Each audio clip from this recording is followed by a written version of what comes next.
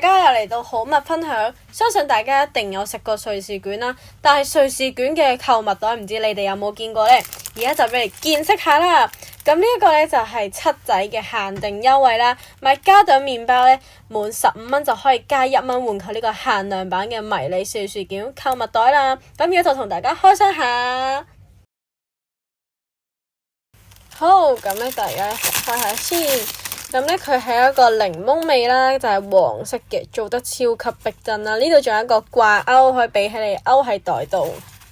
跟住呢，入邊呢，仲有一個非常之隱藏嘅拉鏈啦，唔會明顯嘅。然之後呢，入邊就有一個黃色嘅格仔嘅一個袋啦，就係冇圖案嘅純黃色。但係呢，佢都唔係好細個嘅，係啦，都可以裝到書啊咁樣。但係 A4 size 就未必裝到啦。